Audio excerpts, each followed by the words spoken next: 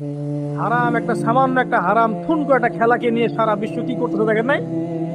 কি পাগল হয়ে গেছে একেবারে, কি অবস্থা মানুষের মধ্যে। কে খেলে তারও ঠিক নাই, ওই দেশের লোক আমাকে চিনে কিনা তারও ঠিক নাই, নিজের কোনো ব্যক্তিত্ব গায়েরত কিছুই নাই। আশ্চর্য একটা জাতি আমরা। কে খেলছে? ভাবখানা এমন যে আমরা মনে হয় যুদ্ধ করে কাফেরদের সাথে দ্বীন ইসলাম কায়েম করে ফেলছে একদম। ভাবখানা এমন। অথচ এগুলো তৈরি করা হয় কি জন্য? যাতে মুসলিম জাতি একদিকে ফোকাস করে থাকে, অন্যদিকে ওরা তাদের উদ্দেশ্য সাধন করবে। সারা ওয়ার্ল্ডের চেহারা একদিকে ফিরাইছে, এদিকে দেখো, এই যে খেলা দেখো। আর বাকি পিছনে যে কাজগুলা ঠিকই করছে ওরা। কি কাজ করছে কয়দিন পরে দেখতে পারো। পাবলিকলি আমি বললাম না, কারণ বললে সব বুঝবেন না আপনারা, আর সব জায়গায় সবকিছু বলতে নাই। ওদের উদ্দেশ্য ওরা কখনো ভুলে যায় নাই। ওরা চাচ্ছে সারা বিশ্বটাকে শাসন করতে এবং মুসলিমদেরকে দমন করতে, এবং আপনাকে খেলতামাশায় ব্যস্ত রেখেছে। লাচো এখন যুবকদের কোনো হিতাহিত জ্ঞান পর্যন্ত চলে গেছে। এখন হিতাহিত জ্ঞান, তোমাকে এইভাবে চুল কাটতে কে বল, তোমাকে এইভাবে চুল কাটতে কে বল। এদিকে একদম সিলে রেখে দিচ্ছে, এখানে মাঝখানে উঁচু একটা ময়ূরের মতো রেখে দিচ্ছে। মানে এইভাবে চুল কাটতে তোমাকে কে বল? কে তোমাকে মেসি ফলো করতে বল? তোমার জন্য রাসূল সাল্লাল্লাহু আলাইহি ওয়াসাল্লামের বাবরি চুলের সুন্নত নাই? আজীব একটা ব্যাপার। দাড়ি রাখছো, বিরাট কোহলির মতো দাঁড়িয়ে আসছো কেন? রাসূল সাল্লাল্লাহু আলাইহি ওয়াসাল্লামের মতো সারা দাড়ি রাখতে পারো? আশ্চর্য। আমাদের আদর্শ চিন্তা হবে না? নবী সাল্লাল্লাহু আলাইহি ওয়াসাল্লামের মধ্যে এত সুদর্শন হ্যান্ডসাম মানুষ থাকতে আমি কাকে ফলো করব? যুবকদের পুরো মাথাটাকে ব্রেইন ওয়াশ করে ফেলা হয়েছে এখন। কারণ ওরা জানে খুব ভালো করেই, যুবকরা যদি আল্লাহর পথে ফিরে আসে ওদের সমস্যা আছে, সমস্যা। এই কারণে তোমাদেরকে ভুলিয়ে রাখা হচ্ছে। নিজের জীবনের মূল্য দিতে শিখো। আল্লাহ পাক তোমাদেরকে কি জন্য সৃষ্টি করেছেন এটা বুঝো। শোনো, দুনিয়া যদি চাইতাম আমি অনেক কিছু করতে পারতাম, এই সুযোগ আমার সামনেও ছিল। আমরাও স্বপ্ন দেখেছি এক সময়, পাবলিকলি এটা বলেই ফেলছি। আমরা একসময় স্বপ্ন দেখেছি বাংলাদেশ ক্রিকেট টিমের ওপেনিং ব্যাটসম্যান হব, সবাই আমাকে চিনবে, সবাই আমার পোস্টার লাগাবে ঘরে ঘরে, সবাই আমার কাছে অটোগ্রাফ নিতে আসবে, ছবি তুলবে, ইত্যাদি ইত্যাদি। যখন থেকে দিন বুঝেছি, আলহামদুলিল্লাহ একদিনও পিছিয়ে ফিরে তাকাই নেই। আলহামদুলিল্লাহ এখনো মানুষ কিন্তু ছবি তুলছে, আমাদের সাথে তুলতে যাচ্ছে, অটোগ্রাফ চাচ্ছে, একই বিষয়। এখন আমি আরো অ্যাভয়েড করছি জিনিসগুলোকে। নিজেকে চিনতে শিখো। আল্লাহ রাব্বুল আলামিন তোমাকে আমাকে সৃষ্টি করেছেন, আল্লাহ পাক আমাদের হাতে এই দিনের বিজয় দেখতে চান। আল্লাহ পাক চান যেন আমরা আল্লাহর দিনটাকে পালন করি, প্রসার ঘটাই। ইনশাআল্লাহ এক সময় দিন প্রতিষ্ঠা হবে ইনশাআল্লাহ। আমরা যদি খেলতামাশায় মত্ত থাকি তাহলে দিনের প্রচার কে করবে? প্রসার কে করবে? আপনার বয়স হয়ে গেছে 50 বছর।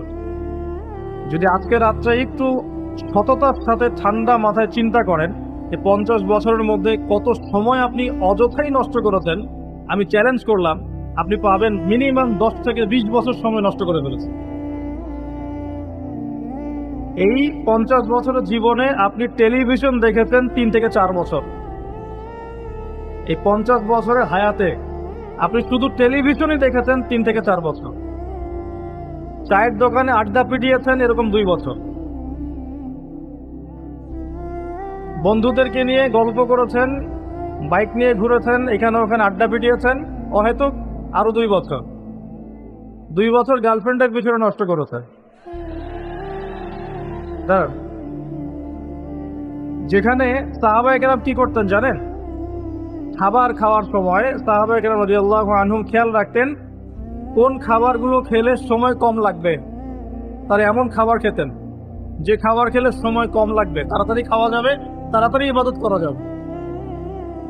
আর এই যে ফেসবুক ইউটিউবিং এর যে যুগ আসছে, এতে করে দেখবেন যে একদিনের মধ্যে 24 ঘন্টা যদি দিন হয় তার মধ্যে মিনিমাম 5 থেকে 6 ঘন্টা অনলাইন থেফেস। অহেতুক কোনো কাজ নাই, এমনি স্ক্রলিং। কে কি বললো, কে কি করলো, কে কাকে কি বললো, কে কার বিরুদ্ধে কি করলো, মজা। আমরা আসলে কিছু মনে করবেন না, আমরা জাতিগতভাবে অনেকটা ফ্যান্টাসি প্রিয় জাতি। আর ফ্যান্টাসি খুব ভালো লাগে, কনস্ট্রাকটিভ কাজ নাই। কনস্ট্রাকটিভ কাজ কি জানেন? বিগত 100 বছরে তারা সারা বিশ্বের প্রত্যেকটা বড় বড় সেক্টরের নিয়ন্ত্রণ নিয়ে নিয়েছে। এটা কনস্ট্রাকটিভ কাজ। আপনি যে এডুকেশন সিস্টেমে পড়াশোনা করছেন তার ভিত্তি, তার চাবিকাঠি, লাটাই ওদের হাতে। আপনি যে তথ্য প্রযুক্তিগুলো ব্যবহার করছেন না, এগুলোর সুতা, লাটাই ওদের হাতে। সারা বিশ্বে যে ফাইন্যান্স গুলো আছে, বড় বড় ফাইন্যান্স, এই ফাইন্যান্স গুলোর লাটাই ওদের হাতে। সারা বিশ্বের যে বড় বড় ব্যাংকিং সিস্টেম গুলো দেখেন, আর ব্যাংকিং সিস্টেম গুলোর ভবিষ্যৎ ভালো না, যারা ইকোনমিক্স জানেন তারা বুঝবেন, এদের লাটাই ওদের হাতে। পুরো ওয়ার্ল্ডের জিও পলিটিক্সের লাটাই ওদের হাতে। এই কাজগুলো ওরা কনস্ট্রাকটিভলি করেছে, সময় নষ্ট করে নাই বিগত 100 বছরে। আপনাকে আমি ইতিহাস পড়তে বারবারই বলি, আরো একবার রিকোয়েস্ট করছি, বেশি না, 1914 সাল থেকে শুরু করে, প্রথম বিশ্বযুদ্ধ থেকে শুরু করে 2022 সাল পর্যন্ত ওয়ার্ল্ডের হিস্ট্রিটা একটু পড়ে দেখবেন, কিভাবে বিশ্ব আজকে এই অবস্থায় এসেছে। দেখবেন আমরা জিতিনি, বরং আমরা হেরে গেছি। আমরা এমন জাতি ছিলাম না। আমরা কেমন জাতি ছিলাম একটু দেখাচ্ছি। মুসলিম জাতির অবস্থা এমন ছিল যে মদিনার, এই ইকোটা কমিয়ে দাও তো, খেজুরের যে ছাদ, খেজুর গাছের পাতার তৈরি ছাদ, আর মাটির মসজিদে বসে মদিনা থেকে ওমর রাদিয়াল্লাহু আনহু, আবু বকর সিদ্দিক, উসমান রাদিয়াল্লাহু আনহু, আলী ইবনে আবি তালেব, চার খলিফা, তাদের কথাই বলছি। ওই খেজুর গাছের মসজিদের মধ্যে বসে তারা অর্ধেক বিশ্ব শাসন করেছে। আমাদের অবস্থা এমন ছিল। আমাদের অবস্থা কেমন ছিল? এমন ছিল। অবস্থা দেখেন, আমাদের পরিবারগুলো এত সুন্দর ছিল যে পুরো পরিবারের মধ্যে তালিম, কোরআন, হাফেজ কোরআন, পরিবারের মধ্যে আলেম, মুফতি, মুহাদ্দিস দিয়ে ভর্তি ছিল। একজন বাচ্চার কথা আমি পড়েছিলাম হিস্ট্রি পড়তে গিয়ে, এটা অনেক পরের কথা, প্রায় উমাইয়া শাসনের কথা। যখন উমাইয়াদের পতনের সময় চলে আসছে, তারা কর্ডোভায় চলে গেছেন ইসলামিক খেলাফত কায়েম করতে। কর্ডোভা, আন্দালুসিয়া কর্ডোভায়, ওটাকে আন্দালুসিয়া খেলাফত বলে। ওই সময় রাজার ছেলেকে বিয়ে দেওয়ার ঘোষণা এসেছে, রাজার ছেলেকে বিয়ে দেওয়া হবে। রাজা মানে আমির বোঝাচ্ছে এখানে, যিনি রাষ্ট্রের আমির ছিলেন। তো বিয়ে দেওয়ার জন্য মেয়ে খোঁজার জন্য বলা হয়েছে। তো এখন প্রথম দিন ঘোষণা করা হয়েছে যে আপনাদের যার যার বাসায় মেয়েরা হাফেজে কোরআন, রাতের বেলা সেই বাসায় আলো জ্বালিয়ে দিবেন, যাতে পাহাড়ের উপর থেকে রাজা দেখতে পারেন যে কোন কোন বাসায় হাফেজা আছেন। তার মধ্য থেকে চুজ করা হবে একজন মেয়ে রাজার ছেলের জন্য। রাজা মানে আমির বুঝাচ্ছে। তো সেই রাতে তিনি যখন উঠলেন পাহাড়ে, এগুলো সত্য ঘটনা, দেখলেন আন্দালুসিয়ার প্রত্যেকটা বাসার ঘর, এই ঘরের মধ্যে আলো জ্বলছে, প্রত্যেকটা বাসায় হাফেজা মেয়ে আছে। তো এখন তো বিয়ে দেওয়া সম্ভব না সবার সাথে। পরের দিন আবার ঘোষণা আসলো যে এই হাফেজা মেয়েদের মধ্যে যারা তাফসীর করতে পারে, কোরআনের মুফাসসির, হাফেজ মুফাসসির কিন্তু এক জিনিস না। হাফেজ মানে আপনি মুখস্থ করেছেন কোরআন, মুফাসসির মানে আপনি কোরআন একদম ব্যাখ্যা বিশ্লেষণ সহ আপনি অনুবাদ করতে পারেন, তাফসীর করতে পারেন। তো পরের দিনও দেখা গেল সেম চিত্র, সবার ঘরে ঘরে আলো জ্বলছে। মেয়েদের কথা বলছি, মেয়ে খুঁজে বেড়াচ্ছে বিয়ে দেওয়ার জন্য। তারপরে আবার ঘোষণা আসলো যারা তাফসীর করার সাথে সাথে মুহাদ্দিসা, মানে হাদিস মুহূর্ত আছে 10,000, 1,000, 20,000, 1,000, 2,000 এরকম করে যত হাদিস মুহাদ্দিসা, তাদের ঘরে আলো জ্বলবে। তখন দেখা গেল যে আলো একটু কমে আসছে আর কি, কথা বুঝতে পারছেন, কিন্তু আলোর সংখ্যা অনেক। আবার ঘোষণা আসলো পরের দিন যে এই বাড়িগুলোর মধ্যে যারা ফকিহ বোঝেন কি, ফিকহের জ্ঞান আছে, গভীর জ্ঞান আছে, কুরআন সুন্নাহর গভীর ইস্তেহাদ করতে পারেন, মুস্তাহিদ এই টাইপের, তাদের বাসার আলো জ্বলবে। তখন দেখা গেল যে আলোর সংখ্যা আরেকটু কমে আসে। এর মধ্য থেকে আমির একজনকে সিলেক্ট করে তার ছেলের সাথে বিয়ে দিলেন। এই ছিল মুসলিমদের অবস্থা। এখন যদি আপনি আজকে, এটা কি কুমিল্লা না নাকি? কুমিল্লা, এই কুমিল্লার তিতাসের কোন একটা উপরের জায়গায় চলে যান, টাওয়ারে যান, গিয়ে বলেন যে আমাদের এই পুরো গ্রামের মধ্যে বা এই জায়গার মধ্যে আমি আমার ছেলের জন্য মেয়ে খুঁজতে, যে মেয়েগুলো হাফেজে কোরআন তাদের বাসায় আলো জ্বালিয়ে দিবে। উপর থেকে দেখেন কতগুলো আলো জ্বলবে, অবশ্যই জ্বলবে, একটাও না এমন না, জ্বলবে। কিন্তু যদি আরো বড় চ্যালেঞ্জ দেন যে হাফেজার সাথে সাথে কারা তাফসীর করতে পারে, যারা মুহাদ্দিসা খাস পর্দা মেনে চলে তাদের বাসায় আলো জ্বালাবে, দেখবেন আলোর সংখ্যা খুব কমে আসবে। এটা বাস্তবতা। দুঃখের সাথে জানাতে হয় আমরা এমন অনেক হাফেজে কোরআনকেও চিনি ব্যক্তিগতভাবে, যারা কোরআন হেফজ করার পরেও অল্প সময়ের মধ্যেই ভুলে গেছে, এবং হাফেজে কোরআন হওয়ার পরেও কোরআনের 10টা-20টা সূরার তাফসীর তারা করতে পারছে না, 10টা-20টা আয়াতের অনুবাদ তারা বলতে পারছে না, এমনও মানুষ কিন্তু আছে।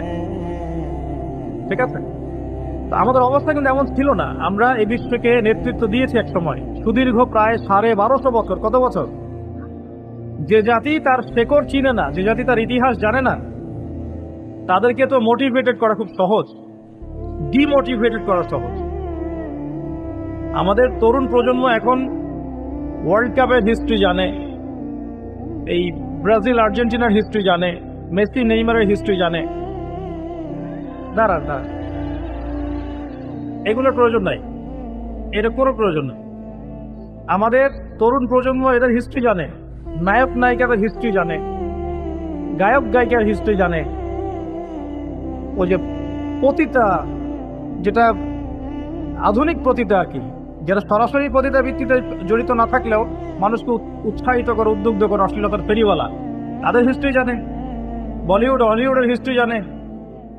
আমাদের তরুণ প্রজন্ম সব জানে এগুলা, cricket, football, everything. Bollywood Hollywood, বিশ্বকাপ আসলে তো কথাই নাই। কিন্তু আমাদের তরুণ প্রজন্ম আমাদের শেকড় জানে না। কয়জন তরুণ জানে যে আমরা এমন একটা জাতি ছিলাম যারা সারা বিশ্বকে নেতৃত্ব দিয়েছি? নেতৃত্বটা ডিফারেন্ট জিনিস, মানে সারা বিশ্বের কোনো কিছুই আমাদের পারমিশন ছাড়া হতো না, এমন একটা অবস্থা ছিল। বিশ্বের কোনো জায়গায় কোনো মুসলিমকে আঘাত করবে, অন্যায়ভাবে তাকে মেরে ফেলবে বা টর্চার করবে, এই সাহস কারো ছিল না। এমন যুগ ছিল। মুসলিম পুরুষের কথা বাদ দেন, মুসলিম কোনো নারীর দিকে চোখ তুলে তাকাবে বা তার ইজ্জত হরণ করবে এমন ক্ষমতাও কারো ছিল না। এটাকে রূপকথার গল্প মনে হচ্ছে না এখন? বিগত 100 বছরে এই পরিস্থিতি দেখে মনে হচ্ছে এমনও কি সময় ছিল? হ্যাঁ, এমন সময় ছিল। এই তো বেশি দিন আগের কথা নয়। ঘরে ঘরে হাফেজ ছিল, ঘরে ঘরে হাফেজ, ঘরে ঘরে আলেম, ঘরে ঘরে মুফতি মুহাদ্দিস ভর্তি। শুধু তাই নয়, বিজ্ঞানী দিয়ে ভর্তি, ফিলোসফার দার্শনিক দিয়ে ভর্তি, অ্যাস্ট্রোনমিস্ট দিয়ে ভর্তি, জ্যোতির্বিদ্যায় পারদর্শী, বায়োলজিতে পারদর্শী, কেমিস্ট্রিতে পারদর্শী, এরকম ঘরে ঘরে ছিল। বর্তমান বিশ্বের যে শিক্ষা সেক্টরগুলো আছে, প্রত্যেকটা সেক্টরের ভিত্তি মুসলিমরা দিয়ে দিয়েছে বিশ্বকে, জানেন? এই যে অর্থনীতি নিয়ে আমরা এত বাড়াবাড়ি করি না, সবচেয়ে সেরা অর্থনীতি শিখিয়েছেন ইউসুফ আলাইহিস সালাম। কে শিখিয়েছেন? সূরা ইউসুফ পড়ে দেখেন। আমরা সূরা ইউসুফ এর নাম শুনলে মনে করি ইউসুফ মানেই ইউসুফ জুলেখা, ইউসুফ জুলেখা, তাই না? মাথায় চলে আসে ইউসুফ আর জুলেখা। ইউসুফ আলাইহিস সালাম কি ছিলেন? খুব সুন্দর দেখতে ছিলেন, এতটুকু জানি আমরা। কিন্তু ইউসুফ আলাইহিস সালামের বাহ্যিক সৌন্দর্যের চাইতে তার চরিত্রের সৌন্দর্য আরো অনেক বেশি ছিল। তাকে রাজার স্ত্রী অফার করছে ভালোবাসা, প্রেম বিনিময়ের দরজা লাগিয়ে দিচ্ছে, আর তিনি বলছেন মাআযাল্লাহ, আমি আল্লাহকে ভয় করি। তার চরিত্রের সৌন্দর্য দেখেন। খালি আমরা রূপের সৌন্দর্যের কথা বলি, তাই না? ইউসুফ আলাইহিস সালাম যখন কারাগারে, কেন কারাগারে পাঠিয়েছে? বিনা অপরাধে। আর বিনা অপরাধেও মানুষ কারাগারে যায়। কারাগারে যারা যায় তারা সবাই যে অপরাধী এমনটা নয়, বিনা অপরাধেও মানুষ কারাগারে যায়। দাঁড়ান, ইউসুফ আলাইহিস সালাম কেন গেলেন? তাকে অপবাদ দেওয়া হয়েছে, জেনার অপবাদ, নাউজুবিল্লাহ। 1 দিন 2 দিন না, 7 দিন 10 দিন না, 12টা বছর তিনি কারাগারে। কত বছর? 12 বছর। ওই 12 বছরের মধ্যে তিনি, একটা ঘটনা ঘটেছে, 2 জন কয়েদি এসেছে। কয়জন? নতুন কয়েদি। একজন বলছে যে আমি স্বপ্ন দেখলাম যে আমার মাথার মধ্যে রুটি রাখা হয়েছে, এই রুটি এসে পাখি খেয়ে নিচ্ছে। আরেকজন স্বপ্ন দেখলো যে সে রাজাকে শরাব পান করাচ্ছে। ইউসুফ, তোমাকে সত্যবাদী মনে হয়, আমাদেরকে স্বপ্নের ব্যাখ্যা জানিয়ে দাও। এই 2 জন ব্যক্তি কিন্তু মুসলিম নন, মনে রাখবেন। এই 2 ব্যক্তি কি? অমুসলিম, কিন্তু মুসলিম নন। দেখেন, অমুসলিম ব্যক্তির স্বপ্ন সত্য হতে পারে, দলিল। অমুসলিম ব্যক্তির স্বপ্ন কি হতে পারে? সত্য হতে পারে। ইউসুফ আলাইহিস সালাম ব্যাখ্যা করে দিলেন যে শরাব পান করাচ্ছে, সে অচিরে ছাড়া পেয়ে যাবে এবং সে রাজাকে শরাব পান করাবে, রাজার ঘনিষ্ঠ হয়ে যাবে। আর যার মাথা থেকে রুটি খেয়ে নেওয়া হচ্ছে তাকে শুলদণ্ড দেওয়া হবে, তার মগজ খেয়ে ফেলবে পাখি। তাই হলো। আর ইউসুফ আলাইহিস সালাম এই ব্যক্তিকে বলে দিলেন, যার ব্যাপারে তার ধারণা হলো যে এই ব্যক্তি নাজাত পাবে, তাকে বললেন, তুমি যখন রাজার কাছে যাবে তখন আমার কথা স্মরণ করো, যে আমি তোমাকে এই কথাটা বলেছিলাম, রাজার সামনে স্মরণ করো। তো ইউসুফ আলাইহিস সালাম এখানে বন্দী, তারা ছাড়া পেয়ে গেলেন। এবার যখন এই ব্যক্তি রাজার কাছে গেলেন, রাজা আবার একটা স্বপ্ন দেখলো। কে স্বপ্ন দেখলো? সূরা ইউসুফের মধ্যে বলা আছে, পড়ে দেখবেন। রাজা স্বপ্ন দেখে যে 7টা চিকন গাভী 7টা মোটা তাজা গাভীকে খেয়ে ফেলছে, ঠিক আছে। আর উনি শীষ স্বপ্ন দেখলেন, শীষ, ধানের শীষ, এই টাইপের কিছু। এই স্বপ্নটা তার কাছে অদ্ভুত মনে হলো। 7টা জীর্ণ শীর্ণ গাভী 7টা মোটা তাজা গাভীকে কেমন করে খেয়ে ফেলতে পারে। তিনি খুব টেনশনে পড়ে গেলেন। রাজ্যের সব জ্ঞানী গুণী লোকদেরকে ডাকলেন, এর ব্যাখ্যা কি হবে, ব্যাখ্যা কি হবে, কেউ বলতে পারছে না। তখন এই ব্যক্তি যে ছাড়া পেয়ে এসেছে, তার মনে হলো যে হ্যাঁ, ইউসুফ নামে একজন ব্যক্তি আছে, সে আমাকে স্বপ্নের ব্যাখ্যা বলেছিল, হয়তোবা সেই স্বপ্নের ব্যাখ্যাটা বলতে পারবে। সে চলে গেল জেলখানায়। সেখান থেকে ইউসুফকে গিয়ে বলল, ইউসুফ, তোমাকে আমরা সত্যবাদী পেয়েছি, তোমাকে আমরা সত্যবাদী পেয়েছি, এই স্বপ্নের ব্যাখ্যা কি হবে, রাজার স্বপ্নের ব্যাখ্যা। ইউসুফ আলাইহিস সালাম বললেন যে এর অর্থ হচ্ছে যে অতি শীঘ্রই এই মিশরের মধ্যে দুর্ভিক্ষ আসবে। কি আসবে? কি আসবে? আচ্ছা, তার মানে দুর্ভিক্ষ শব্দটা কোরআনে আছে। রাজাকে গিয়ে বলো যে ওই মহিলাদের কি খবর, যে মহিলারা ইউসুফ আলাইহিস সালামের ব্যাপারে এরকম অপবাদ দিয়েছিল। তখন এই ব্যক্তি গিয়ে রাজাকে বলল, ওই মহিলাদের কথা তিনি জিজ্ঞাসা করেছেন। তখন রাজা বলছে যে ইউসুফ নির্দোষ ছিল। সেই মহিলারা স্বীকার করলো যে ইউসুফ নির্দোষ ছিল, আসলে আমরাই তাকে ওয়াসওয়াসা দিয়েছি, আমাদেরকে প্রলুব্ধ করেছি। রাজা বলে তাকে বের করে নিয়ে আস। ইউসুফ আলাইহিস সালামকে বের করে আনা হলো। আনার পর তাকে বলা হচ্ছে এই স্বপ্নের ব্যাখ্যা কি হবে এবং এর সমাধান কি। ইউসুফ আলাইহিস সালাম বলছেন যে ব্যাখ্যা হচ্ছে এই, যে আপনার এই রাজ্যে দুর্ভিক্ষ আসবে, তবে আপনি যদি আমাকে খাদ্য মন্ত্রণালয়ের দায়িত্ব দেন, তাহলে এই সমস্যা আমি মোকাবেলা করতে পারবো ইনশাআল্লাহ। আমি বিশ্বস্ত এবং আমার এই বিষয়ে জ্ঞান আছে। কে বলেন এটা? ইউসুফ আলাইহিস সালাম। এবার জেলখানা থেকে আল্লাহ পাকের তাকদীর দেখেন। জেলখানা, কুয়ার মধ্যে ছিলেন, কুয়া, বাবার খুব কাছের সন্তান, তাই না? ইয়াকুব আলাইহিস সালাম কাছের সন্তান, সেখান থেকে ভাইদের ষড়যন্ত্রে কুয়ার মধ্যে, মনে আছে? কুয়া থেকে মিশরের বাজারে, ওখানে বিক্রি করে দেয়া হলো, ওখান থেকে রাজপ্রাসাদে, ঠিক আছে, রাজপ্রাসাদে বড় হচ্ছেন। এরপর এই যে মেয়েদের ঘটনা, তারপর জেনার মিথ্যা অপবাদ, 12 বছর কারাগারে। তারপর সেখান থেকে আল্লাহ রাব্বুল আলামিন বের করে নিয়ে আসলেন কোথায়? মিশরের খাদ্যমন্ত্রী। তাকদীর, তাকদীর, ভাগ্য। কিভাবে বুঝাবো আল্লাহ পাকের পরিকল্পনা কত বিশাল। যখন ইউসুফ আলাইহিস সালাম জেলখানায়, তখন কি কেউ ভেবেছিল যে এই ব্যক্তির দ্বারা মিশরের লক্ষ লক্ষ মানুষের দুর্ভিক্ষের কবল থেকে সে বাঁচবে? এই ব্যক্তির দ্বারাই? কেউ ভাবে নাই। আল্লাহ পাক লিখে রেখেছিলেন। এ কারণেই একটা রিকোয়েস্ট করবো এখানে, যে জীবনে চড়াই উতরাই আসবে আপনার আমার সবারই, কোন অবস্থায় আল্লাহর প্রতি ভরসা হারাবেন না। আল্লাহ রাব্বুল আলামিন আপনার ব্যাপারে পরিকল্পনা করে রেখেছেন।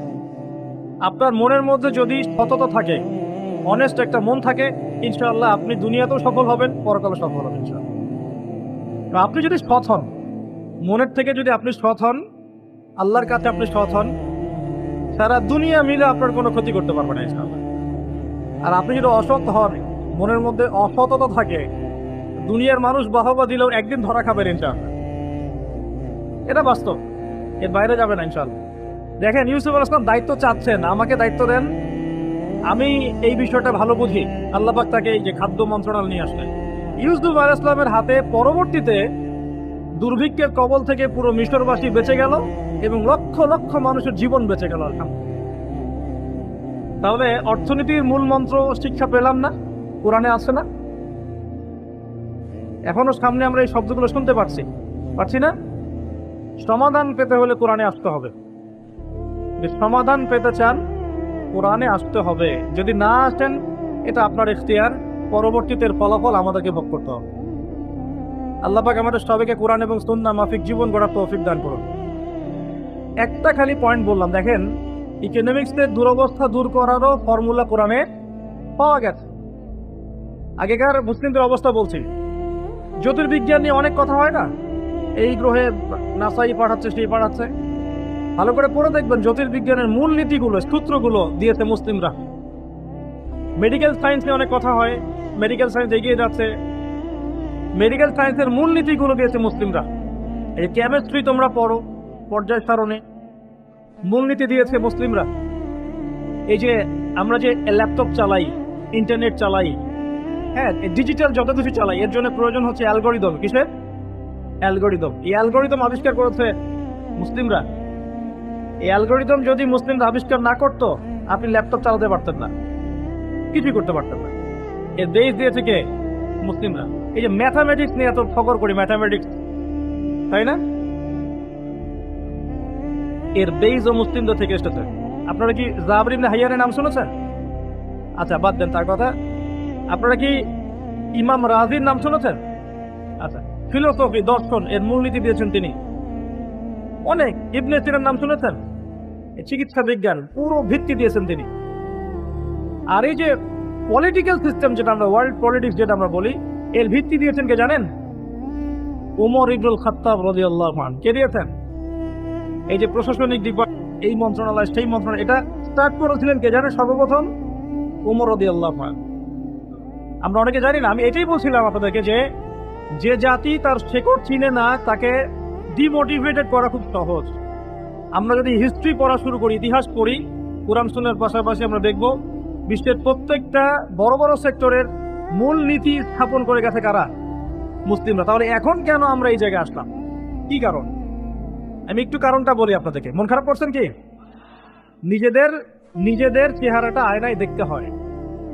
যদি আমরা আমাদের চেহারা আয়নায় দেখার সৎসাহস না থাকে, তাহলে উন্নতি করব কিভাবে? নাকি প্রশংসা থাকবে? আমরাও সেই জাতি, আমরা বীরের জাতি। সারা বিশ্বে বীরত্বের সাথে লড়াই করে ইসলাম প্রতিষ্ঠা করেছে কারা? আমরাই। এই যে ভারতবর্ষে ইসলাম পাচ্ছেন, ভারতবর্ষে ইসলাম ঢুকেছে একটা ঘটনাকে কেন্দ্র করে। কি ঘটনা? একজন মুসলিম নারীর ইজ্জতের উপর হামলা চালিয়েছিল একজন লম্পট রাজা। এই ঘটনাকে কেন্দ্র করে বিন কাসিম, এই যে ঘোরসাওয়ার, অল্প কিছু সৈন্য নিয়ে আক্রমণ করেছিলেন ভারতবর্ষ। এই যে বিজয়, এখান থেকে শুরু হলো ইসলাম।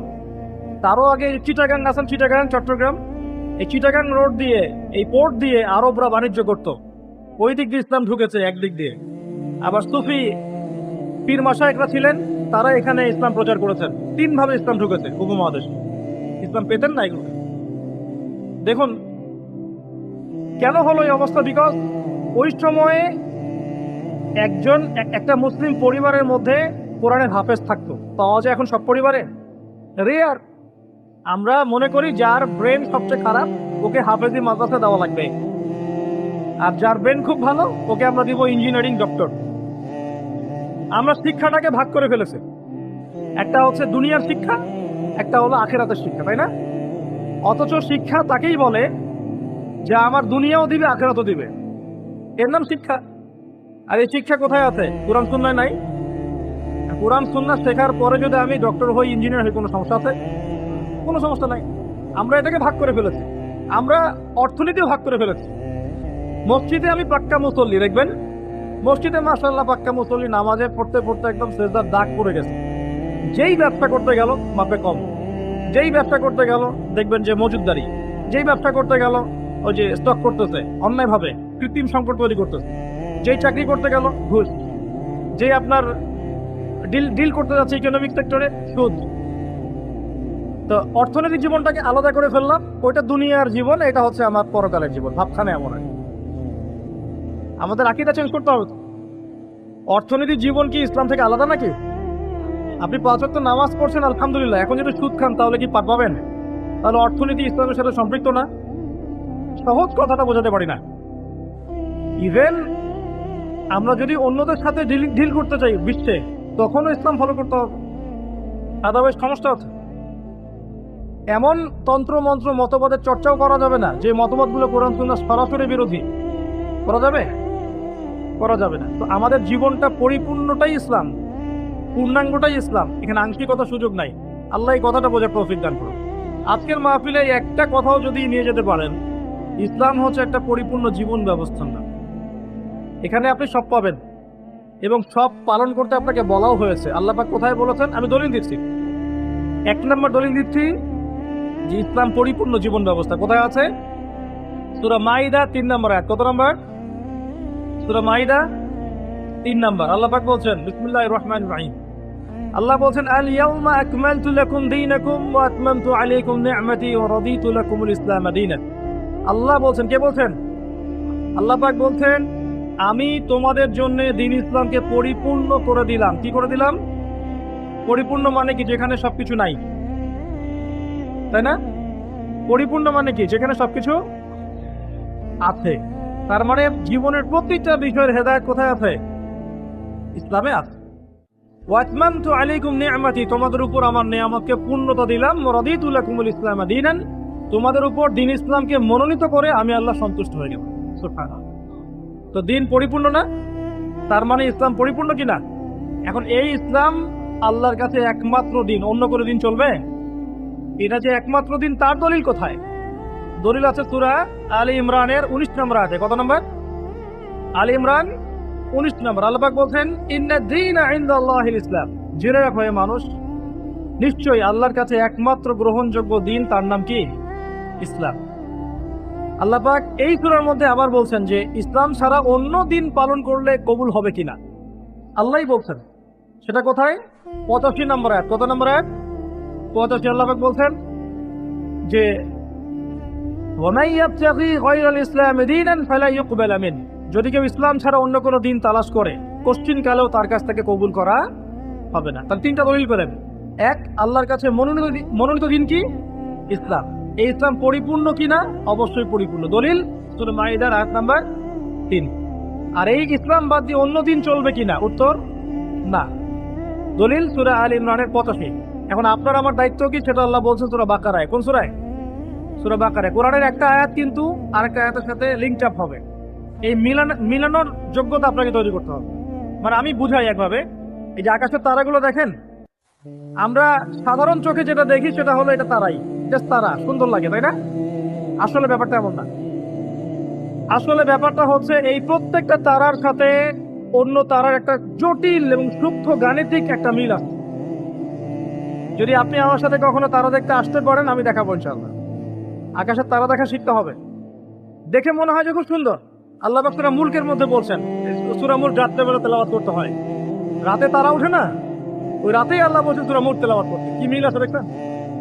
রাতে আকাশে তারা উঠে, আর আল্লাহ পাক রাতের বেলায় সূরা মুলক তেলাওয়াত করতে বলতেন।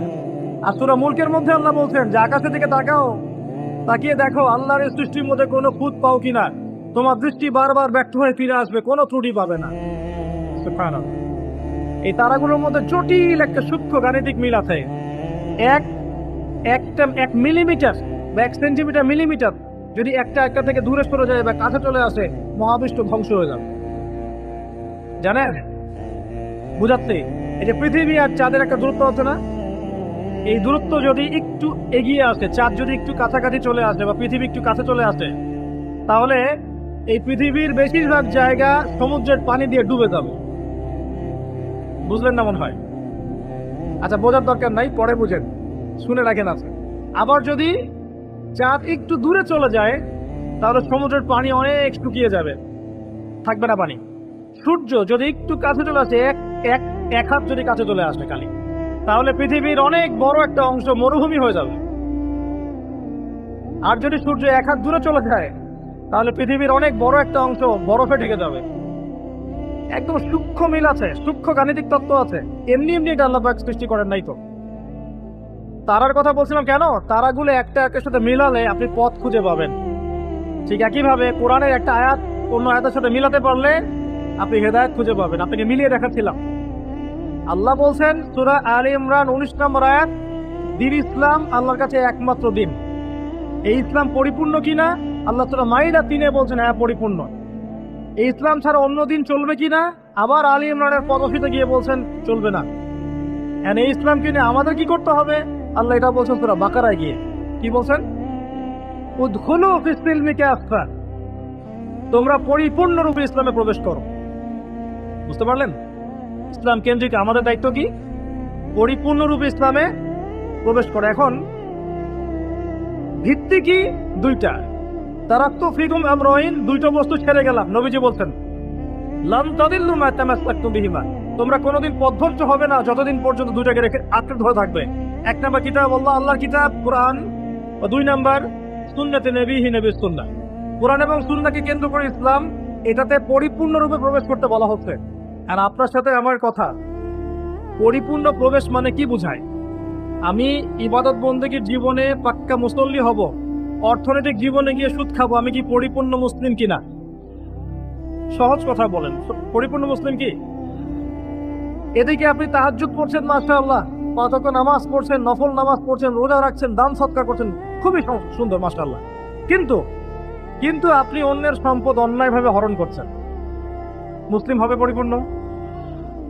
একটা পরিবারের কর্তা, মাশাআল্লাহ, দিনদার, চিল্লা দিয়ে লাগাচ্ছেন, মাশাআল্লাহ, দিনের দায়ী, সবকিছু ঠিক আছে।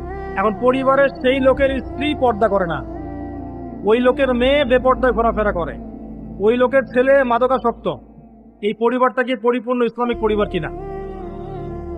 একইভাবে আমরা যারা টুকটাক জুমার নামাজ পড়তে আসি, হজ করি, উমরা করি, 5 ওয়াক্ত নামাজ ঠিকঠাক মতো পড়ি না, কোরআন তেলাওয়াতের ফিকির নাই, দুনিয়া নিয়ে ব্যস্ত হয়ে আছি, পরকালের চিন্তা কম, তারাও কি পরিপূর্ণ মুসলিম কিনা? তো পরিপূর্ণ মুসলিম বলতে কি বোঝায়, এটার জন্য আপনার কিন্তু পিএইচডি করার দরকার নাই।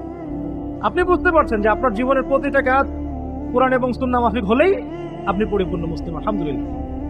এবং এই কাজটা করার জন্য আপনাকে কিন্তু কেউ বাধাও দিচ্ছে না, আপনি স্বাধীন, চাইলেই আপনি করতে পারেন।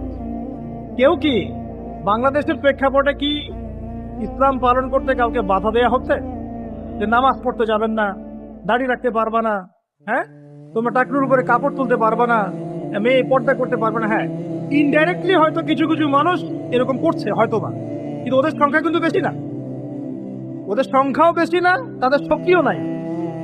এটা জাস্ট একটা মুখের আস্ফালন মাত্র, আর কিচ্ছু না। কিন্তু বাংলার বেশিরভাগ তাওহীদি জনতা কি চায়? ইসলাম চায় না?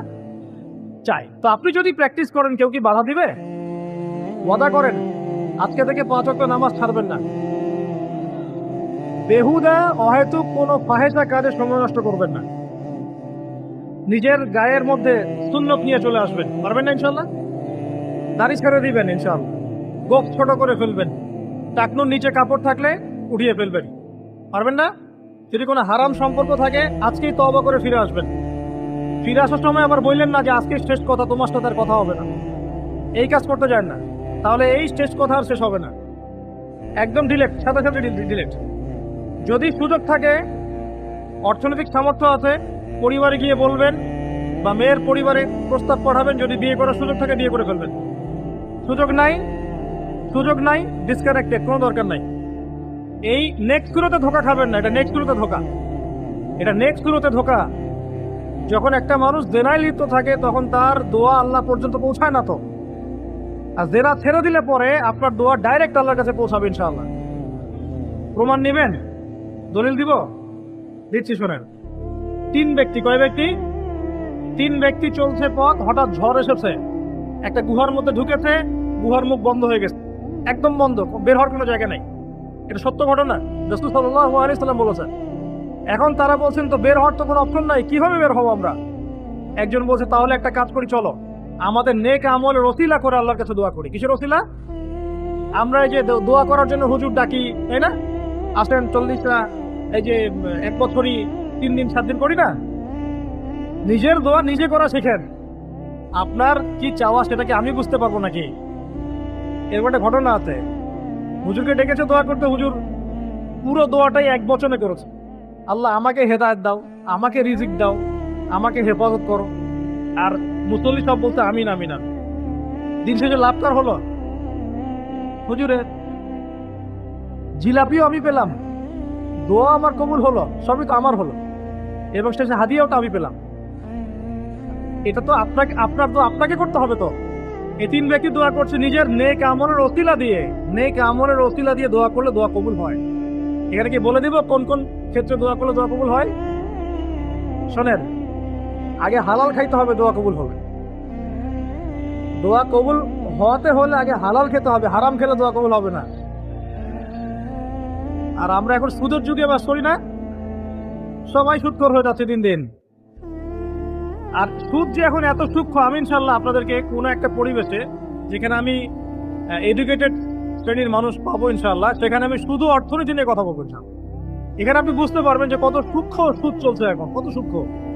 এই ইলেকট্রনিক মানিগুলো আমরা ইউজ করছি না, এর মধ্যেও সুদ আছে, বুঝবেন না। একটা রাষ্ট্রকে তারা বাদ রাখে না সুদখোর বানাতে।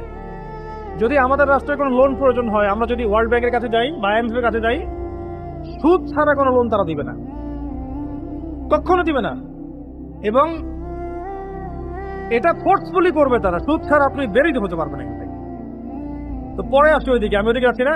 দোয়া কবুল করাতে হলে আপনাকে আগে হালাল রিজিক সার্চ করতে হবে, 1 নাম্বার। 2 নাম্বার, তাওহীদ চর্চা করতে হবে। শিরকের পাপে লিপ্ত থাকলে দোয়া কবুল হওয়া ডিফিকাল্ট। এবং সুন্নতের চর্চা করতে, বেদাতি আমল করলে দোয়া কবুল হওয়া ডিফিকাল্ট আছে। এর পাশাপাশি আমি কিছু অপশন বলে দিই। যখন দেখুন বৃষ্টি হচ্ছে, তখন দোয়া করবেন, দোয়া কবুল হবে ইনশাআল্লাহ। দোয়া করার আগে একবার বলবেন আলহামদুলিল্লাহ, কমপক্ষে একবার বলবেন আলহামদুলিল্লাহ রাব্বিল আলামিন, একবার কমপক্ষে। মানে প্রথমে আল্লাহর প্রশংসা করবেন, তারপর একবার দরুদ পড়বেন আল্লাহুম্মা সাল্লি আলা মুহাম্মাদ ওয়া সাল্লিম, তারপর হাত তুলে দোয়া শুরু করবেন। বৃষ্টি পড়ছে, দোয়া শুরু করে দেন, দোয়া কবুল হবে ইনশাআল্লাহ। আযান দিয়েছে, আযান এবং ইকামতের মাঝখানের সময়টা আছে, এই সময়টা কাজে লাগান, দোয়া কবুল হবে ইনশাআল্লাহ। নামাজে দাঁড়িয়েছেন, সিজদায় গিয়েছেন, সিজদায় দোয়া করেন, দোয়া কবুল হবে ইনশাআল্লাহ। প্রশ্ন করে অনেকে যে ভাই সিজদায় কি বাংলায় দোয়া করা যাবে? হ্যাঁ যাবে, যদি আপনার নামাজটা নফল নামাজ হয়। কোন নামাজ হয়? ফরজ নামাজে করবেন না, নফল নামাজে করতে পারেন ইনশাআল্লাহ। সিজদায় বান্দা আল্লাহর সবচেয়ে কাছাকাছি থাকে, এই সময়ে বেশি বেশি দোয়া করতে রাসূল সাল্লাল্লাহু আলাইহি ওয়াসাল্লাম তাগিদ দিয়েছেন। দোয়া করলে ডাইরেক্ট কবুল হবে ইনশাআল্লাহ। পিতা মাতার খেদমত করে দোয়া করেন, দোয়া কবুল হবে ইনশাআল্লাহ। এখন তো পিতা মাতার খেদমত করতে চায় না। এটা সেই যুগ যে যুগে পিতা মাতার সাথে দাস দাসীর মতো আচরণ করা হয়। সন্তানরা ভুলে গেছো তোমরা যে তোমরা একদিন পিতা মাতা হবা। আমরাও কিন্তু একদিন পিতা মাতা হব। যারা বিয়ে শাদী করেছে, সন্তান সন্ততি হয়েছে, তারা জানে যে প্রসব বেদনার একটা সেকেন্ড, 1 মিনিট প্রসব যে বেদনা মায়ের হয়, এর ঋণ আমরা সারা জীবনে শোধ করতে পারবেন? এই কারণেই মায়ের পায়ে নিজ জান্নাতের কথা বলা আছে। মাদের সম্মান আল্লাহর কাছে অনেক বেশি, মেয়েদের সম্মান অনেক বেশি। এই নারীবাদী ফ্যামিলিস্টরা যা বুঝিয়েছে, ইসলাম এমন নয়। তো ইসলাম এমন নয়, ইসলামে মেয়ের মর্যাদা সবচেয়ে উপরে।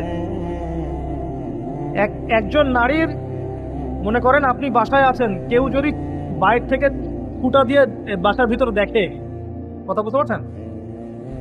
আপনার জন্য হালাল ওই ব্যক্তির চোখের মধ্যে এরকম স্টিক ঢুকিয়ে দেওয়া, এটা হালাল আপনার জন্য, করতে পারেন আপনি, কিচ্ছু করেন। আল্লাহর আইনে আপনি কোনো অপরাধী নন। যদি আপনি ঘরের ভিতরে থাকেন, কেউ বাইরে থেকে এরকম করে ফুটা দিয়ে দেখছে, মনে করেন আপনার বাসার মেয়েকে বা আপনার বাসার বোনকে, মাকে, আপনি যদি চোখের মধ্যে একটা স্টিক ঢুকিয়ে দেন, আপনার কোনো পাপ হবে না আল্লাহর কাছে। এটা হাদিস আছে, জায়েজ। যদিও বা এটা আইন হাতে তুলে নেওয়া হয়ে যাচ্ছে অন্য সেক্টরে, কিন্তু আল্লাহর কাছে আপনি কিছু করেন নাই। মেয়েদের এমন মর্যাদা দেওয়া হয়েছে, সেই মেয়েদেরকে আমরা এখন কি করেছি, কাপড় চোপড় সব কমিয়ে বেপর্দা করে রাস্তায় নামিয়ে দিয়েছে। যদি একটা মানুষ নিজের সম্মান না বোঝে, তাকে সম্মান তো দিতে পারে? নিজেকে চিনতে শিখুন। আমাদের সম্মান আল্লাহর কাছে অনেক বেশি। এটা বলছিলাম প্রিয় ভাইরা, মায়ের পায়ের নিচে আল্লাহ পাক সন্তানের বেহেশতের কথা বলেছে। মা বোনদেরকে 4টা কাজ করতে বলো, অনলি 4টা কাজ। 5 ওয়াক্ত নামাজ যদি ঠিক মতো পড়তে পারে, 1 নাম্বার। 2, রমজান মাসে রোজা রাখে। 3 নাম্বার, পর্দা ঠিকঠাক মতো করে। আর 4 নাম্বার, স্বামীর আনুগত্য করে। ইনশাআল্লাহ জান্নাতের যে কোনো দরজারই ইচ্ছা প্রবেশ করতে পারবে। এখানে স্বামীর আনুগত্যের কথা বলেছি, স্বামীর দাসত্বের কথা বলি নাই। আনুগত্য দাসত্ব এক জিনিস না। আনুগত্য মানে কি? আনুগত্য মানে আপনি স্বামীর যে কোনো ভালো কাজে আপনি তাকে সায় দিবেন, আনুগত্য। নামাজ পড়তে বলেছে, নামাজ পড়তে হবে। পর্দা করতে বলেছে, আপনি পর্দা করবেন। বেপর্দায় যাবেন, আপনি যাবেন না। এটা আনুগত্য। দাসত্ব কি? দাসত্ব হচ্ছে যে সে ভালো মন্দ যাই বলুক আপনি শুনছেন, এটা দাসত্ব। এটা করবেন না। মা বোনরা 4টা কাজ বাসায় গিয়ে আবার শুনিয়ে দিবেন। নবীজি বলেছেন 4টা কাজ কোনো মেয়ে করলে জান্নাতের যে কোনো দরজা দিয়ে ইচ্ছা প্রবেশ করতে পারবে। 1 নাম্বার, 5 ওয়াক্ত সালাত। 2 নাম্বার, রমজান মাসের সওম রোজা। 3 নাম্বার, পর্দা ঠিকঠাক মতো করবে, লজ্জাস্থানে হেফাজত, এবং 4 নাম্বার স্বামীর আনুগত্য করা। মায়ের খেদমত করে দোয়া করেন, দোয়া কবুল হবে ইনশাআল্লাহ। বাবার খেদমত করে দোয়া করেন, দোয়া কবুল হবে ইনশাআল্লাহ। কোরআন তেলাওয়াত করে দোয়া করেন, দোয়া কবুল হবে ইনশাআল্লাহ। মনে করেন শেষ রাতে উঠেছেন, মানে শেষ রাত বলতে বোঝাচ্ছি এই ধরেন যে 2টার পর থেকে, এখন 2টা 2:30টার পর থেকে নিয়ে ফজর পর্যন্ত শেষ রাতে উঠেছেন, এই সময় আপনি যা দোয়া করবেন ইনশাআল্লাহ কবুল হবে। হ্যাঁ, বলতে বাধ্য হচ্ছি, এখনকার তরুণ সমাজ ওই 2টা 2:30টার দিকে ওই যে কার কার খেলা থাকে, ওই খেলাগুলো দেখার জন্য ওঠে, তাহাজ্জুদ পড়ার জন্য উঠতে পারে না। অথচ আল্লাহ পাক বলছেন কি, যে শেষ রাতে আল্লাহ পাক প্রথম আসমানে নেমে আসেন এবং আহ্বান করেন, কে আছো আমার কাছে কিছু চাইবে আমি দিব, কে আছো আমার কাছে রিজিক চাইবে দিব, কে আছো আমাকে ডাকবে আমি তোমার ডাকে সাড়া দিব, কে আছো আমার কাছে ক্ষমা চাইবে আমি তোকে ক্ষমা করে দেব। প্রিয় যুবক ভাইরা, আল্লাহকে মূল্যায়ন করতে শেখুন। এই সময়গুলোতে দোয়া করলে ইনশাআল্লাহ তাআলা আপনার দোয়া কবুল হবে ইনশাআল্লাহ। সবচেয়ে ইম্পর্টেন্ট হচ্ছে এটা, যেটা আমরা প্রত্যেকদিন পড়ি, প্রায় 17 রাকাত নামাজ পড়ি আমরা, ফরজ নামাজ, শুধু ফরজ নামাজের কথাই বলছি। এখানে আপনি 34টা সেজদা করেন, 17 রাকাত ফরজ, 34টা সেজদা করেন। প্রত্যেক সেজদা যদি একটা করে দোয়া করতে পারেন ইনশাআল্লাহ আল্লাহ আপনার দোয়া কবুল করবেন। দোয়া কবুল করার কিছু জায়গা বলে দিলাম, বেশি বেশি দোয়া করতে হবে। আমরা উম্মার অবস্থাগুলোকে বুঝতে শিখব। এখানে এই 3 ব্যক্তি, এটা বলে আমি শেষের দিকে যাচ্ছি, একটু ধৈর্য ধরেন। এই 3 ব্যক্তি পড়ে গেছে গুহার মধ্যে। আমি বলছিলাম জেনা ছেড়ে দিলে তোমার দোয়া আল্লাহ পাক ডাইরেক্ট কবুল করবে ইনশাআল্লাহ। কিভাবে? এই দলিল ছিলাম যে তারা বলছে আমাদের তো কোনো, আমাদের নেক আমল যা আছে এটারই দোয়া করতে হবে, কোনো অপশন তো নাই বের হওয়ার। একজন বলছে যে আল্লাহ আমি আমার পিতা মাতার খেদমত করতাম, মাকে দুধ পান না করিয়ে কখনো দুধ পান করি নাই, আল্লাহ এই কাজটা যদি তোমার কাছে ভালো লেগে থাকে আজকে আমাকে এই বিপদ থেকে উদ্ধার করো। এই দোয়া করার সাথে সাথেই এই গুহা থেকে পাথরটা একটু সরে গেলে যাবে।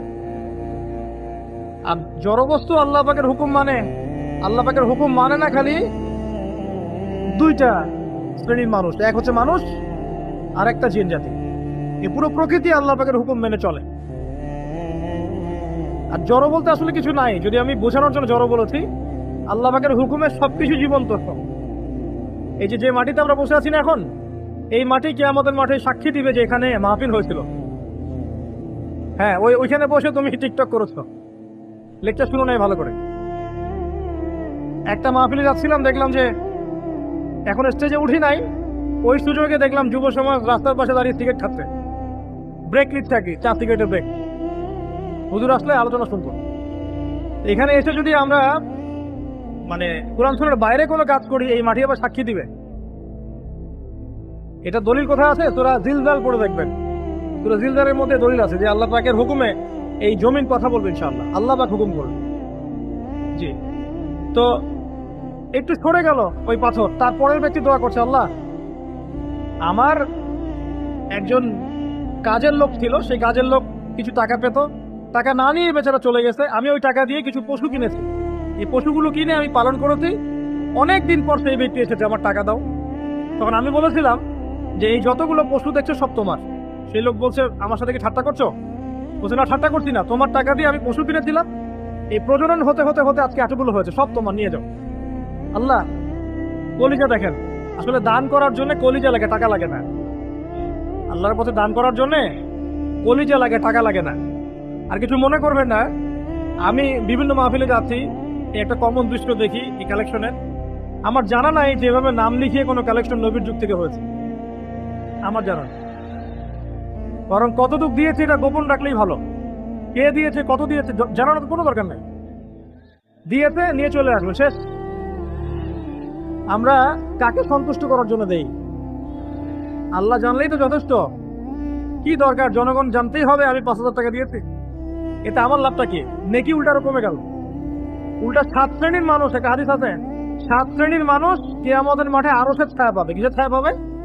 আরশের ছায়া, যে ছায়ার ছাড়া কোনো ছায়া থাকবে না। ওর মধ্যে এক শ্রেণী হচ্ছে ওই ব্যক্তি যে এত গোপনে দান করে, তার বাম হাত জানে না ডান হাত কি দান করছে। এই ব্যক্তি আরশের ছায়া পাবে ইনশাআল্লাহ। তো দুনিয়া যদি উদ্দেশ্য থাকে, নাম প্রকাশ করা, জাহির করার উদ্দেশ্য থাকে, বা যদি এমন হয় যে এখানে লৌকিকতা উদ্দেশ্য থাকে, নেকি নষ্ট হয়ে যেতে পারে, সুযোগ আছে, চান্স আছে। তো এই ট্রেডিশনগুলো বন্ধ করলে মনে হয় ভালো হয়। এটা আমার পরামর্শ, বাকিটা বিবেচনা আপনাদের। আর এই ব্যক্তি বলছে আমি এই সব কিছু দান করে দিয়েছি। দেখেন, দান করতে কি লাগে? কলিজা লাগে, টাকা লাগে না কিন্তু। আসলে দান করতে কলিজা লাগে। অনেক রিক্সাওয়ালাকে দেখেছে আমরা, 100 টাকা দান করে দিল, মসজিদের জন্য দান চাচ্ছে, 100 টাকা দান করে দিল। আর অনেক দেখি বিত্তশালী ঢাকা শহরে যাত্রী বনানী গুলশান দিয়ে দান করতে চাইলে 2 টাকা দিচ্ছে, 5 টাকা দিচ্ছে। এমন হয় না? দান করতে কলিজা লাগে। আর একটা কথা মনে রাখবেন, আপনি যত দান করবেন আল্লাহ আপনাকে তত বেশি দিবেন। আল্লাহ পাকের খাজানা যে এত প্রচুর, আপনি দান করলে কমে যাবে এই চিন্তাই করবেন না কখন। তবে সবচেয়ে সেরা দান কোনটা জানেন? আপনার প্রয়োজন আছে এখন, এই প্রয়োজনের সময় দানটা হচ্ছে সেরা দান। এবং সবচেয়ে উত্তম খরচ কোনটা? সবচেয়ে উত্তম খরচ হচ্ছে আপনার পরিবারের পিছনে খরচ। আপনার পরিবারের পিছনে খরচটা আপনার সবচেয়ে শ্রেষ্ঠ খরচ। আর দান করে মধ্যম পন্থায়, এমন হবে না যে নিঃস্ব হয়ে গেলেন দান করে একদম, আবার এমন না যে কৃপণতা প্রদর্শন হচ্ছে, এমনও না। মধ্যম পন্থায় দান খরচ করবে ইনশাআল্লাহ। আর কিয়ামতের মাঠে মানুষ তার দানের ছায়ায় থাকবে ইনশাআল্লাহ। যে যত দান করবে ওই ছায়ার নিচে সে থাকবে। এই ব্যক্তি সব দান করে দিয়েছিল, যাও সব গরু ছাগল তোমার। তৃতীয় ব্যক্তি, পাথর সরে গেল একটু। তৃতীয় ব্যক্তি, যুবক তোমাকে বলছি ভাই, তৃতীয় ব্যক্তি আল্লাহর কাছে বলছে, আল্লাহ আমার একজন সুন্দরী চাচাতো বোন ছিল, আছে না তোমাদের কাজিন, এবং তাকে আমি খুব ভালোবাসতাম। ওই যে এখন বয়ফ্রেন্ড গার্লফ্রেন্ড ফ্রি মিক্সিং, যেটা খুব ভালোবাসতাম। তো তাকে আমি পেতে চাইতাম, তো আমি তাকে অফার করি। সে বলে যে না, আমাকে 100 স্বর্ণ মুদ্রা না দিলে আমি রাজি না। 100 স্বর্ণ মুদ্রা। এই মেয়ের অবশ্য অনেক ডিমান্ড ছিল, তাহলে বোঝা গেল 100 স্বর্ণ মুদ্রা মানে অনেক। জানেন, এখন তো দেখা যায় 1500 টাকা 2000 টাকা দিয়ে মেয়ে তার ইজ্জত বিক্রি করে ফেলছে। 100 স্বর্ণ মুদ্রা, আর কাউকে কিছু দেওয়াই লাগে না, এমনি বিক্রি করে ফেল। কত প্রশ্ন, কত যে প্রশ্ন আসে আমাদের কাছে যে ভাই বা হুজুর বা ভাইয়া উস্তাদ, কত জীবনে এক পর্যায়ে ভুল করেছি, এরকম জেনায় লিপ্ত হয়ে গিয়েছিলাম, প্রেম করেছি, ইত্যা আমি কি করবো, আমার কি ভালো হওয়ার রাস্তা আছে কিনা, বা আমি তওবা করে ফিরে আসছি, আমি কি এখন বিয়ে করতে পারবো কিনা। প্রশ্নের শেষ নাই। বেশিরভাগ প্রশ্ন এরকমই আসে এখন। আরেকটা বেশি বেশি প্রশ্ন আসে, ভাই উস্তাদ হুজুর আমার স্বামী পরকীয়া আসক্ত, আমাকে দেখে না, এই হয় সেই, এইগুলো প্রশ্ন বেশি। পারিবারিক জেনা কেন্দ্রিক যত প্রশ্ন আছে, অন্য কোনো কেন্দ্রিক প্রশ্ন এত আসে না। মানে এই যুগটা কি হয়েছে, মানে মানুষকে জেনার উন্মুক্ত করে দিয়েছে একেবারে। একদম স্কুল লাইফ থেকে শুরু হবে বয়ফ্রেন্ড গার্লফ্রেন্ড প্রি মিক্সিং, এই বন্ধু বন্ধু পড়তে পড়তে জেনা হয়ে যায়। কলেজ লাইফ থেকে আরো বড় জেনা। ইউনিভার্সিটিতে গেলে তো আর কোনো পাত্তাই নেই। ইউনিভার্সিটির খুব কম ছেলে পাবেন সিগারেট খায় না ভিতরে। আমরা তো লজ্জা এগুলো বলি না, চোখ লজ্জায় বলি না। বেশিরভাগ পরিবারে চলছে এগুলো, কমন হয়ে গেছে। ফ্যাশন শোর নামে, বিউটি কন্টেস্টের নামে এই সেই, মানে অশ্লীলতাকে প্রমোট করা হচ্ছে চতুর্দিক থেকে। রেপ ধর্ষণ দিন দিন বাড়ছে আর বাড়ছে। বাচ্চা কাচ্চা, ছোট ছোট বাচ্চা মেয়ে পর্যন্ত রেহাই পাচ্ছে না। এই কয়দিন আগে একটা মেয়েকে কত পিস পিস করে ভাজিয়ে দিয়েছে একেবারে, দেখেন নাই? কোথায় আছেন? সমাজটা কোথায় গেছে? আমরা ভালো মানুষের মুখোশ পরে বসে আছি। একটা মাহফিল করে কি সব হবে? কনস্ট্রাকটিভ কাজ করতে হবে। তারুণ্যের এই শক্তিটাকে আল্লাহর জমিনে দিনের প্রচার প্রসার প্রতিষ্ঠার কাছে ব্যয় করতে হবে। যতক্ষণ পর্যন্ত আমরা এরকম ভালো মানুষের লেবাস পেতে বসে থাকবো না, আমার ঘরেও ফেতনা ঢুকে আসবে, টের পাবেন না। যখন ফেতনা ছড়িয়ে পড়ে ওটাকে দমন করতে হয়। দমন না করলে ওইটা আমার ঘরেও ঢুকবে তো এক সময়। আমি একা ভালো থাকতে পারবো না তো। আরে দমন করার ক্ষমতা আল্লাহ পাক যাদেরকে দিয়েছেন তাদের উপর অবশ্য ওয়াজিব হয়ে গেছে এগুলো দমন করা। তাদের উপর একটা ফরজ ওয়াজিব হয়ে গেছে দমন করা এগুলা, নাহলে আল্লাহ পাক কঠিন শাস্তির সম্মুখীন করবেন। একটা হাদিস বলে সামনে যাই, শেষ করে নিচ্ছি, গুড়িয়ে নিচ্ছি। নবীজি বলছেন একদিন ঘুম থেকে উঠে চোখ ঘষতে ঘষতে লা ইলাহা ইল্লাল্লাহ, আল্লাহ লা ইলাহা ইল্লাল্লাহ। তার স্ত্রী সামনে যায়নাব বিনতে জাহাশ রাদিয়াল্লাহু আনহা, তিনি বলছেন ইয়া রাসূলুল্লাহ কি হয়েছে, সমস্যা কি?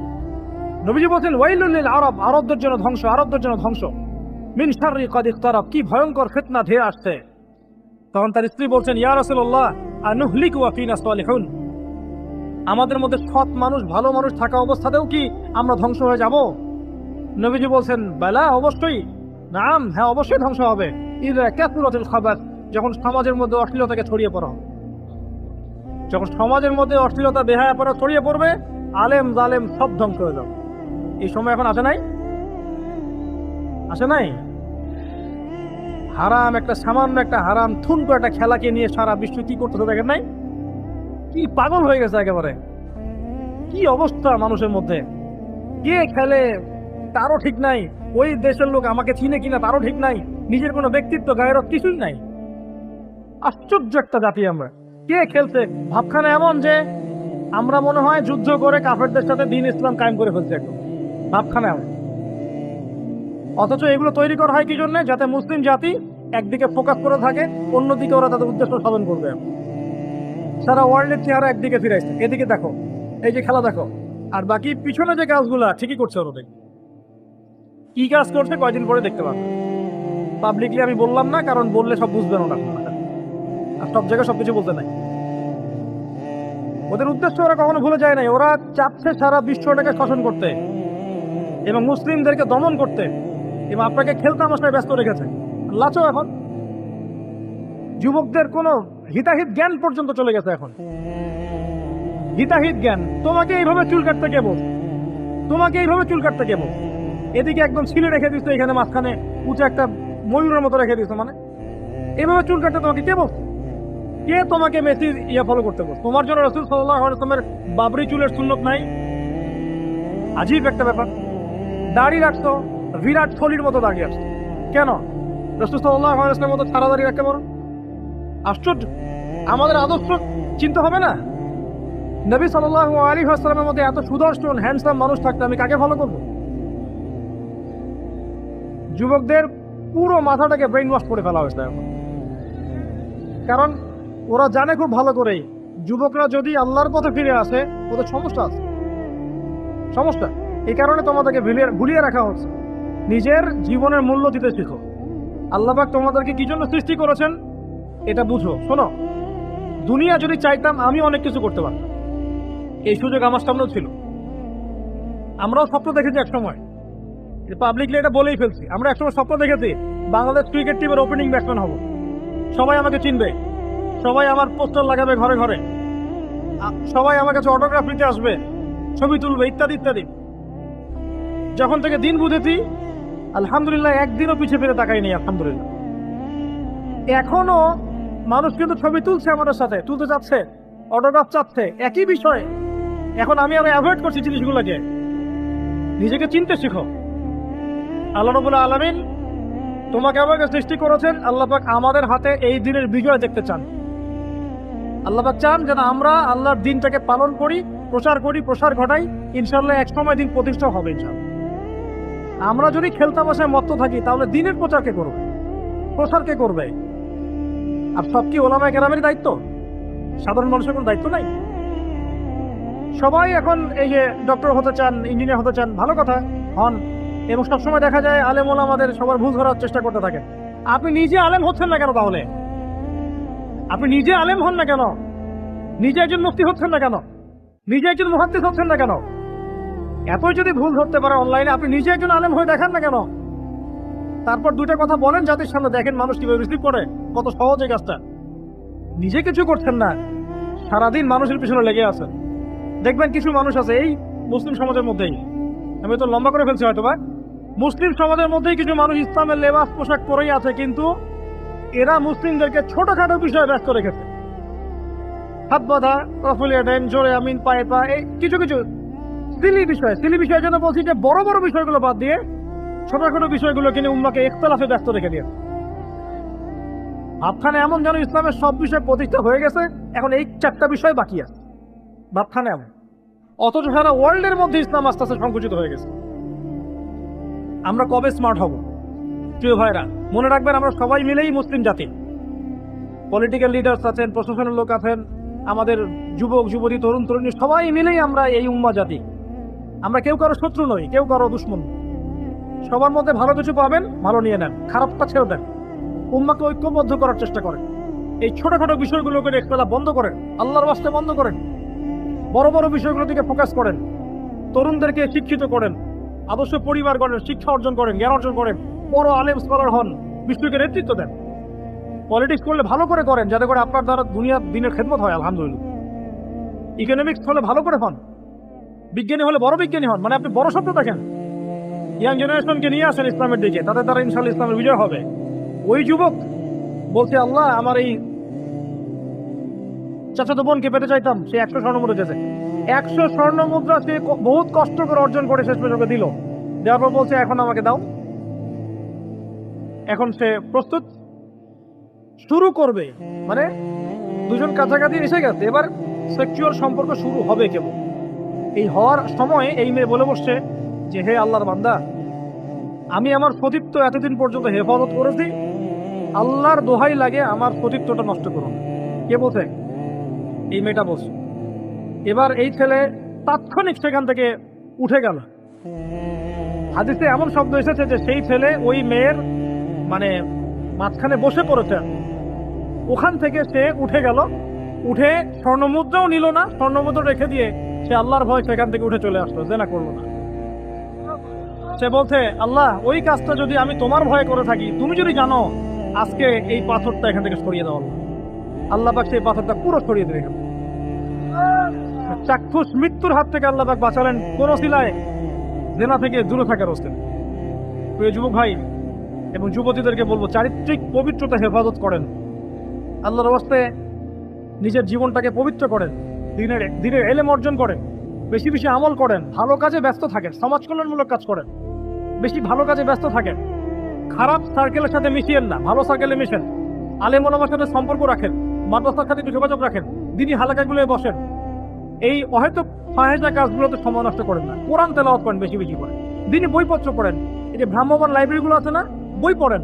আমি বলছি না শুধু ইসলামিক বই পড়তে হবে আপনাকে, আপনি অর্থনীতির বই পড়েন, সমাজবিজ্ঞানের বই পড়েন, রাষ্ট্রবিজ্ঞানের বই পড়েন, জিওপলিটিক্যাল বইগুলো পড়েন, কোরআন সুন্নাহ তো পড়বেনই, শিক্ষিত হন ইনশাআল্লাহ তাআলা। আজ হোক আর কাল হোক আমরা বিশ্বাসী, ওই যে যুগটা ছিল, যে যুগে মুসলিমরা সারা বিশ্ব দাপটের সাথে দাপিয়ে বেরিয়েছে আর কি, প্রত্যেকটা ডিপার্টমেন্ট মুসলিমরা রুল করেছে, ইনশাআল্লাহ আবারও সেই সময় ফিরে আসবে ইনশাআল্লাহ।